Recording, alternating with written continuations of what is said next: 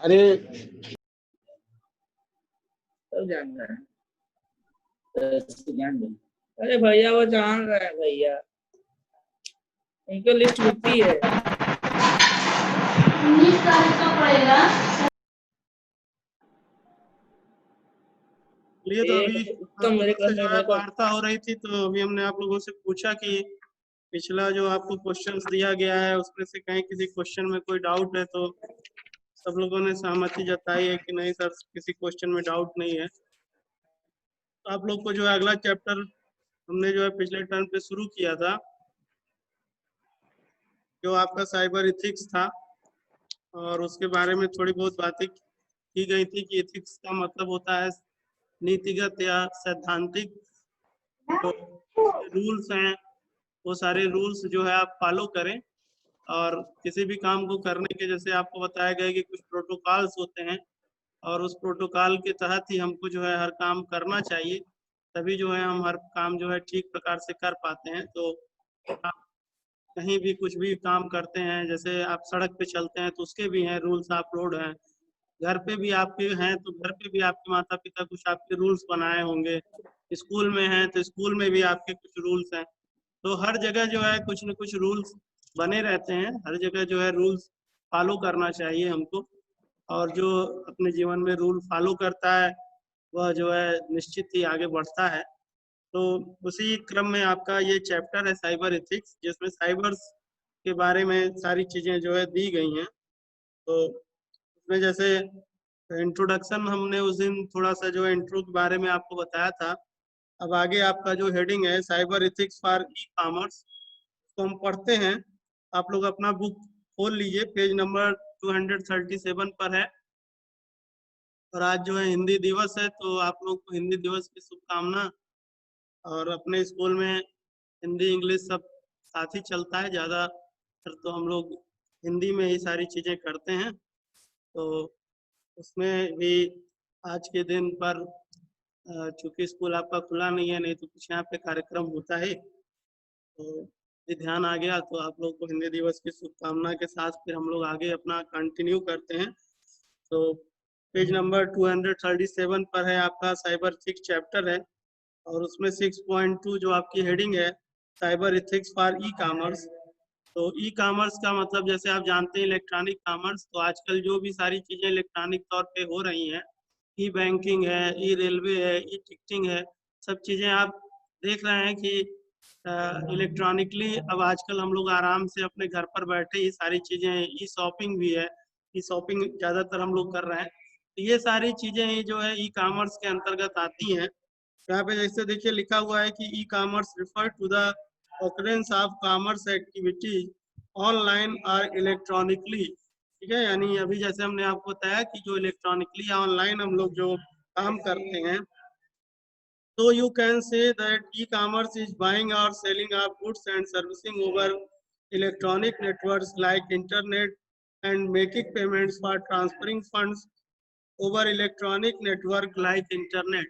ठीक है, यानी ऑनलाइन थ्रू हम लोग जो कुछ भी परचेज करते हैं और लेन देन करते हैं इलेक्ट्रॉनिक तौर पे, ये सारी चीजें ही जो है ई कॉमर्स के अंतर्गत आता है। कह रहा है वाइल बाइंग और सेलिंग गुड्स और सर्विसेज ओवर इंटरनेट, यानी हम कोई भी चीज खरीदते हैं या बेचते हैं, ठीक है, इंटरनेट के द्वारा, तो each stakeholder must stake to ethical contact to ensure that no one is cheated और पुलेड इन एनी फॉर्म। तो कोई जो है यानी खरीदने वाला या बेचने वाला एक दूसरे को चीट नहीं कर रहा है, ठीक है, एक दूसरे को जो है धोखा नहीं दे रहा है।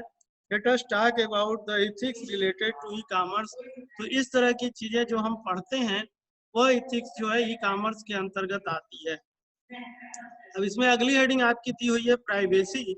देखिए लिखा हुआ है privacy is the protection of personal information given online e commerce, specially it is related to a company policy on the use of user data. ठीक है, यानी कि अगर कोई कंपनी है और वह उसके मतलब सेलर कौन कौन से हैं, ग्राहक उसके कौन कौन से हैं, इस तरह के अगर उनका कोई पर्सनल इंफॉर्मेशन है और वो पर्सनल इंफॉर्मेशन किसी को दे रहा है, तो एक तरह से ये जो है फ्रॉड के अंतर्गत आएगा। यानी वो किसी भी का कोई भी डिटेल बिना किसी अनुमति के किसी को भी जो है कोई इंफॉर्मेशन नहीं दे सकता है। यहाँ पर आप इसको जो है, जैसे हमने आपको पहले ही बताया कि आपका थ्योरिकल चैप्टर है, और इसको जब आप पूरी तरह से पढ़ेंगे तब आपको सारी बातें ठीक प्रकार से समझ में आएगी। जैसे इसमें देखिए ऊपर दिया हुआ है, in general privacy means the protection of personal information. ठीक है, यानी आपकी कोई जो भी आपके पर्सनल इंफॉर्मेशन है, हर प्रकार की चीजें, अगर वह ऑनलाइन, ठीक है, while carrying out some online activity और ट्रांजेक्शन, तो यानी अगर वो सारी चीजें आप ट्रांजेक्शन के थ्रू या किसी को सारी चीजें बता दे रहे हैं, तो in e commerce specially it is related to a company policy on the use of user data. जैसे आपका मान लीजिए क्रेडिट कार्ड नंबर आप दे दिए किसी को, तो ये आपका डेबिट कार्ड नंबर है वो दे दिए, उसका पिन दे दिए, इस तरह की अगर कोई सारी जानकारी आप सबको दे रहे हैं, तो ये सारी जानकारी आपकी क्या है, प्राइवेट है, यानी सब पर्सनल इंफॉर्मेशन है। बार बार मैसेज आता है, बैंक से भी आता है, हर जगह भी आता है, किस तरह की किसी भी इंफॉर्मेशन को आप शेयर ना करें, और किसी को भी किसी भी प्रकार की कोई भी जानकारी आप, ठीक है, रिलेटेड मत दें। यहाँ पे देखिए दिया हुआ है, both the buyer and the seller the must provide the correct information to each other pertaining to the transaction that is taking place. An e-commerce company must clearly state how it is intended to use the customer data collected this way, such as user location, user buying history, user preference, etc. तो जैसा कि आप जब हम online कोई भी चीज खरीदते हैं, तो वो हमारी जो है सारी जानकारी, हमारा लोकेशन, हमारा नाम, हमारा ईमेल एड्रेस, ठीक है, बाकी सारी इंफॉर्मेशन सब जो है वो हमसे लेता है। तो ये सारी जानकारी अगर वो किसी को जो है दे रहा है, तो ये सब भी जो है साइबर जो है थ्रेट के अंतर्गत जो है ये सब चीजें आएंगी। यानी वो किसी भी प्रकार से कोई भी हमारा पर्सनल इंफॉर्मेशन बिना हमारी अनुमति को किसी दूसरी कंपनी को वह नहीं दे सकता है, नहीं बेच सकता है। तो यानी सारी चीजें, प्राइवेसी सबसे ज्यादा जरूरी होती है, सुरक्षा। जैसे आज के डेट में भी आप देख रहे हैं कि कोविड-19 से हम लोग सब लोग जो है उससे जो ग्रस्त हैं, तो उसके लिए भी बहुत सारी सुरक्षा और प्राइवेसी जो है बताई जा रही है कि इस तरह की चीजें हमको फॉलो करना चाहिए। तो वही सारी चीजें प्रोटेक्शन, हमको हर जगह ध्यान देना है कि हमारा कोई इस तरह का कोई इंफॉर्मेशन है जो इंफॉर्मेशन किसी दूसरे तक ना पहुंचे, और कोई कंपनी ऐसा तो नहीं है कि हमारी किसी जो है इंफॉर्मेशन को किसी दूसरे जगह जो है पहुंचा दे रही है। तो ये सारी बातें जो है प्राइवेसी के अंतर्गत आती हैं। फिर नीचे आए दिया हुआ है how to safeguard user privacy.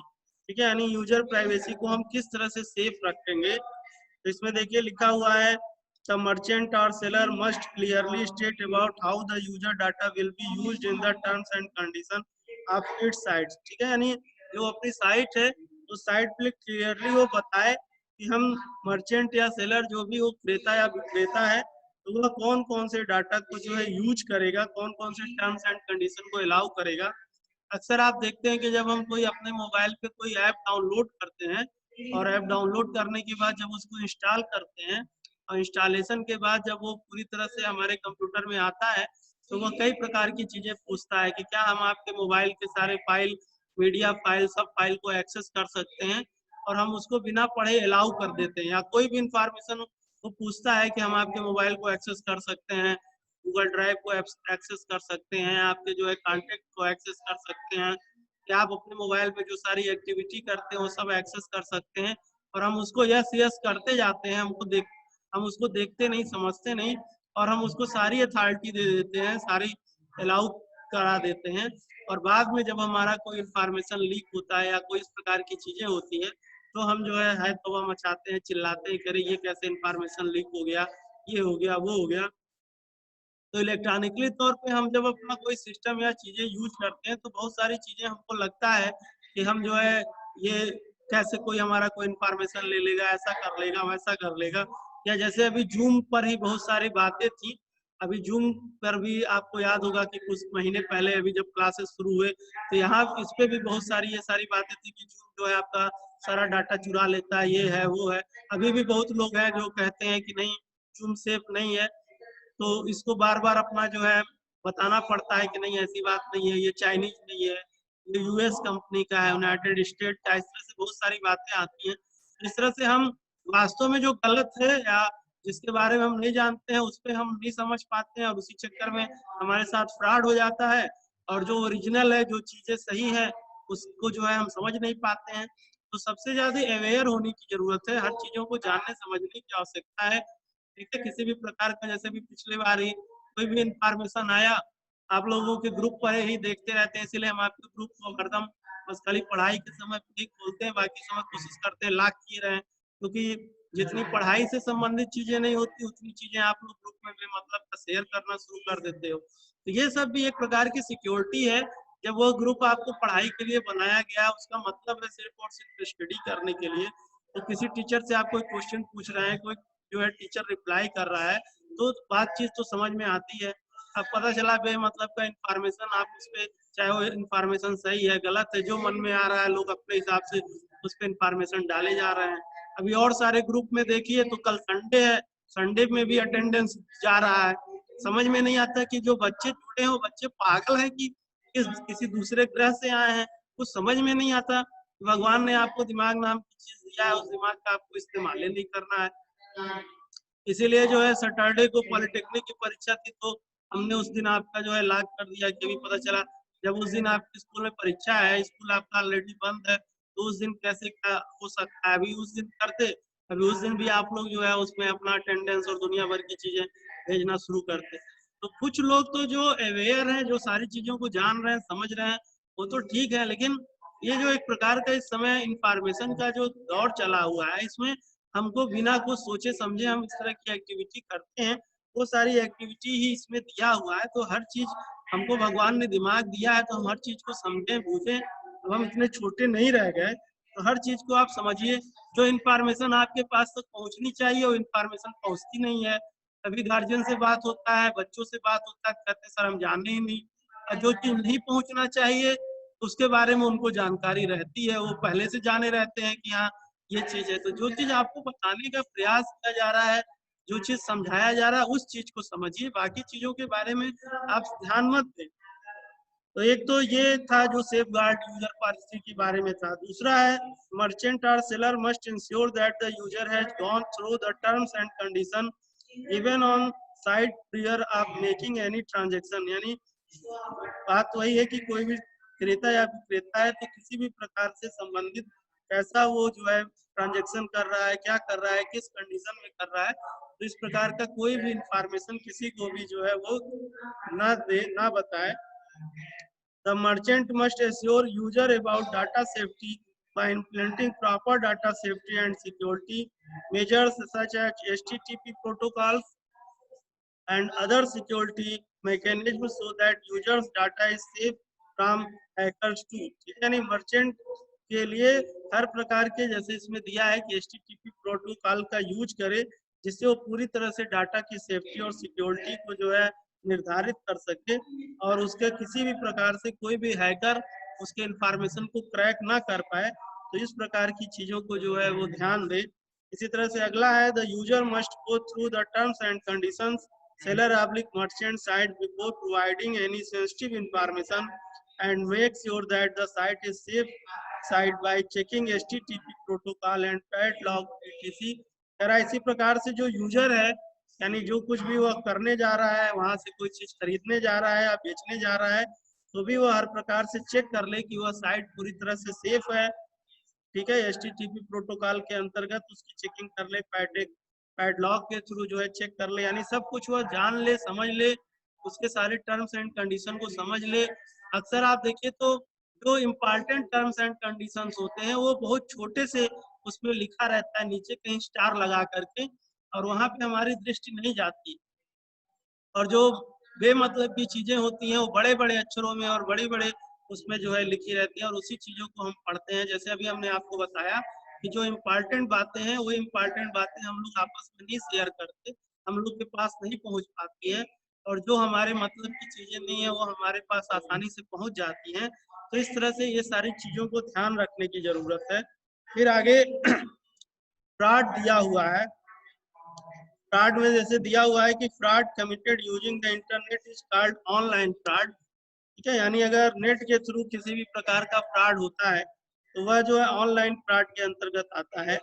और ऑनलाइन फ्रॉड में दिया हुआ है में occur in many form such as non delivers goods. ठीक है, यानी आपने कोई परचेज किया और आपका सामान ही नहीं आपके पास आया, नॉन एक्सचेंज कंपनी, ठीक है, कंपनी में आपका पैसा कट गया, आपका ट्रांजेक्शन हो गया, बाद में आप ढूंढ रहे हो तो कंपनी ही नहीं है, ठीक है। स्टीलिंग इंफॉर्मेशन, आपने जो सारा इंफॉर्मेशन दिया या जो सारी चीजें दिया वो इंफॉर्मेशन उस कंपनी ने चुरा लिया। फ्रॉडेंट पेमेंट्स एटसेट्रा, यानी किसी भी प्रकार का आपने पेमेंट किया और पेमेंट का ट्रांजेक्शन हो गया, आपके पास कोई मैसेज नहीं आया, कुछ नहीं आया, ना आपके पास गुड्स आया, तो इस तरह की अगर कोई भी चीज हो रही है तो ये सारी चीजें जो है ऑनलाइन फ्रॉड के अंतर्गत आएंगी। तो इस तरह से आगे अभी इसमें बहुत सारी बातें बताई हुई है, जैसे हमने आपको बताया है। अब आपका जो है अगले क्लास का टाइम हो गया है, तो अभी आज जो है इतनी सारी बातों के साथ आपका क्लास यहीं पे ओवर करते हैं, फिर आप लोग अपना अगला क्लास जो है पढ़ें। बाकी जो सारी बातें हैं, जो चीजें आप लोग को जो है बताई जा रही हैं, समझाई जा रही हैं, जैसे अभी कहीं जो है कुछ न्यूज आ रहा है कि मे भी हो सकता है 21 सितंबर से क्लासेस चल सकते हैं, या कहीं बात आ रही है अक्टूबर से चल सकता है, कहीं आ रहा है नहीं चल सकता है, लेकिन कुल मिला करके अपना आप ये मन बनाइए कि हो सकता है कि अक्टूबर से क्लासेस चलें तो अच्छी हैं। तो आप लोगों की जो भी सारी विषय की कापी किताब है, जितना जो है आपको पढ़ाया जा चुका है, अब आपका जल्दी आप ईयरली एग्जाम कभी डेट क्लियर हो जाएगा, आप ईयरली एग्जाम भी आपके आने ही वाले हैं। तो ये सारी जो बातें हैं, जो पढ़ाई का माहौल है, जो सारी चीजें हैं, ये आप नहीं बनाएंगे, ठीक है। बाकी जो है माहौल जो है बनने लगता है, जो सारी चीजें होने लगती हैं, तो जैसे जिस समय जो सिचुएशन है उसी सिचुएशन में अपने आप को हरदम अच्छा करने की कोशिश करना चाहिए। हर प्रकार की चीजें लोग कोशिश कर रहे हैं, बहुत सारी चीजें हो रही हैं, सारा सिलेबस सब कुछ, सारा टॉपिक सब कुछ आपके पास पहुंचाने के सारे टीचर कोशिश कर रहे हैं, तो इस सब चीजों में अच्छाई देखिए, ठीक है। तो आप लोगों को आज हिंदी दिवस की शुभकामना देते हुए आज का क्लास आपका यहीं पे हम ओवर करते हैं, फिर हम लोग कल अपने समय पे मिलेंगे। बाकी ये चीजें जब आप पढ़ेंगे, थोड़ा सा बार बार हम कह रहे हैं थ्योरिकल चैप्टर है, तो इसको एक दो बार आप अपने से समय निकाल करके थोड़ा पढ़ोगे तो और से जो है ये सारी चीजें समझ में आती हैं। कोई भी चीज है प्रैक्टिकली है, थ्योरिकल है, जब तक आप उसको अपने से करेंगे नहीं तब तक वो चीज आने वाली है नहीं। तो फिर जो है लास्ट में आपको हिंदी दिवस की शुभकामना देते हुए, और अभी भी अगर बहुत लोग हैं जो अगर अपना बोर्ड का अभी परीक्षा जो आपका सीबीएसई बोर्ड का जो निर्धारित है शुल्क को जमा नहीं किए हैं, तो उसको कल आपका लास्ट डेट है, फिर बाद में उसमें भी कहीं लेट पेमेंट या कुछ लगेगा तो फिर आप लोग जो है दिक्कत करेंगे, इसलिए जो है पहले ही आपको जो है सूचना दी गई है। तो ये जो सूचना दी जाती है, ये सूचना बहुत लोग बाद में कहेंगे कि हमको कन्वे ही नहीं हुआ, हम जाने ही नहीं, और ये सूचना कितने दिन से दी जा रही है। लेकिन वही बात होती है कि जो सूचना आपके पास तक पहुंचनी चाहिए, जो लोग जागरूक हैं, अवेयर हैं, उन सब लोगों के पास पहुंचती है। और पहुंचना ऐसा नहीं है, पहुंचता सब लोग के पास है, लेकिन लोग उसी में लूप होल ढूंढने की कोशिश करते रहते हैं। तो आज के इस क्लास के माध्यम से हम फिर से यही निवेदन करते हुए, अभी आज और कल आपका डेट है बचा हुआ है, तो अभी भी जो लोग बचे हैं वो लोग अपना आज और कल में मिला करके अपना बोर्ड फीस जमा कर दें। बाकी फीस जो है जमा करें, अच्छी बात है, बाकी फीस तो मान लीजिए तो एक दो दिन के बाद भी आगे पीछे जमा कर देंगे, लेकिन बोर्ड फीस समय पे जमा करें, ताकि अगर उस पर कहीं कोई लेट पेमेंट या कुछ है तो कम से कम आप ना दें। तो इन्हीं सारी बातों के साथ आज का क्लास आपको हम यहीं पे जो है एंड कर रहे हैं। बाकी फिर कल हम लोग जो है अपने समय पे मिलेंगे। Goodbye, thank you. Thank you sir. नमस्ते। नमस्ते। नमस्ते सर।